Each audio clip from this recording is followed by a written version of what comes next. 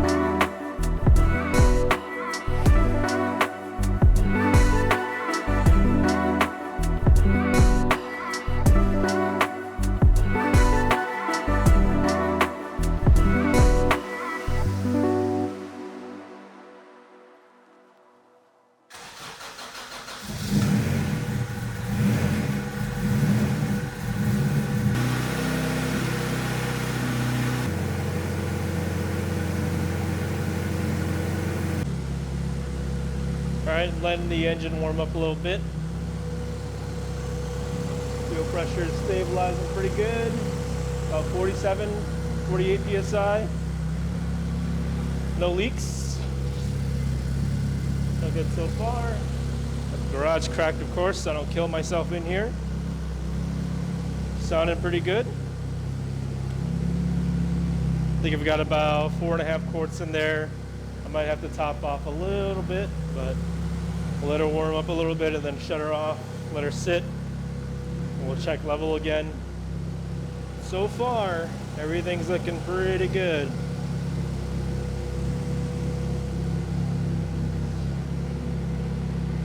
Oh, this is looking real nice.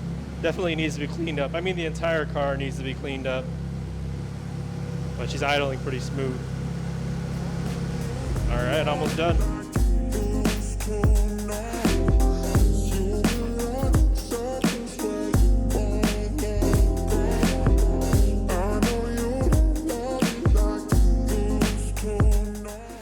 Okay, I'm just doing a nut and bolt check here.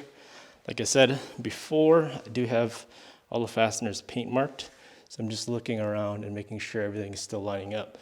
I did, however, find 2 things that I need to tighten up. This outer nut here on the tie rod, you can see that? That's loose. That was actually all the way backed out over here. So I gotta turn it all the way back in, and you'll see where the 2 lines will eventually line up once I tighten that. And also, looks like one of the big subframe bolts, so right up there, is a little loose. Kind of see it there. The 2 paint lines don't match up anymore, so I'll get a socket on that and make sure that's tight, but everything else looks okay. So 2 things to tighten on the front left corner here. We'll move to the rear left. I already moved the wheels around. That is originally was in the rear, and that was originally in the front, so they're already in the position. Yeah, go ahead and tighten this down.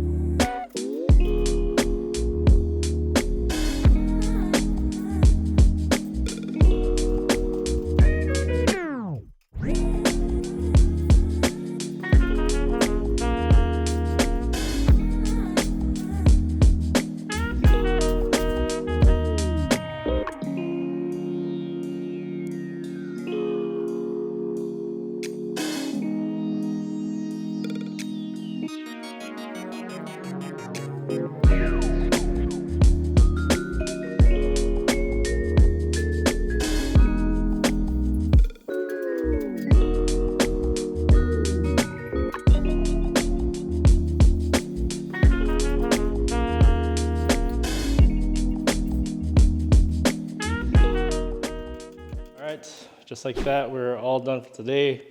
It is getting pretty late, and I need to go home and shower and get some sleep. With that said, tomorrow we're actually taking this car to the south side of town, to Kyle's place, where we're building the TSX. Specifically because I need to weld in some tabs for the window net. That's about, I think that's the last thing that I have to do in the car here.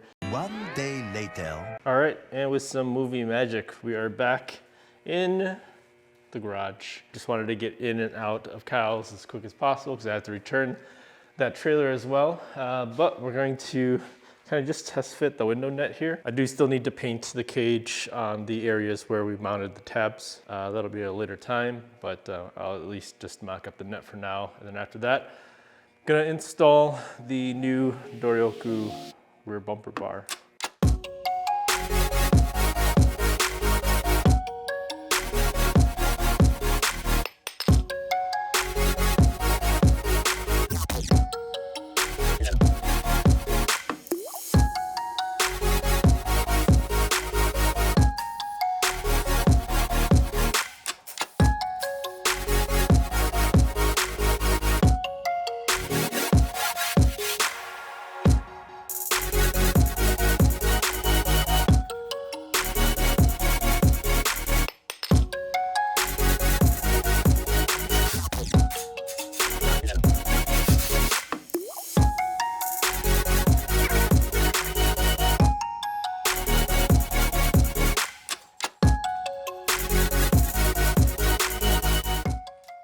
All right, that's pretty much gonna do it for today. I got everything done.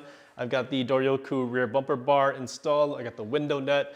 I ended up going ahead and throwing the front bumper back on. And also, while I was doing that, I ended up throwing the EX/SI front lip that I got from my homie Jeremy last year at Mid-Ohio. So I threw that on, had all the hardware and everything, so that went really, really smooth. Aside from cleaning the car is pretty much prepped and ready to go to comp school. You know, it's one of those things where I'm pretty sure I'm ready.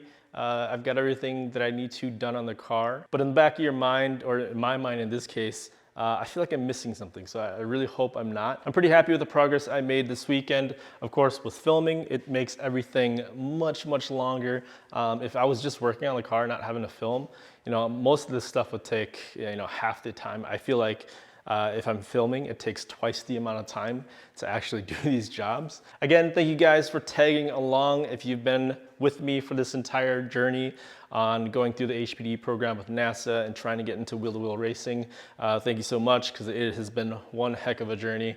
But yeah, comp school's coming up, and we're just gonna try to do our best, get our provisional rookie license, and yeah, go racing. Also, real quick, if you guys have seen this carbon horn delete button, I'm selling those. So if you want one, made out of very high quality carbon with a foam core, super durable, really cool piece.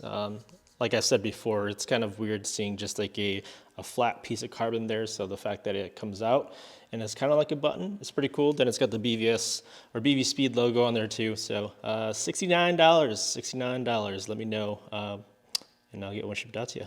But that's pretty much gonna do it for this video. So if you liked it, go ahead and give it a thumbs up if you want to stay up to date with my car, with my progress as a driver and comp school. Go ahead and subscribe to the channel. Go ahead and put your comments down below and share the video because it definitely helps out the channel. Until next time, stay safe, stay smooth. I'll see you guys in the next video.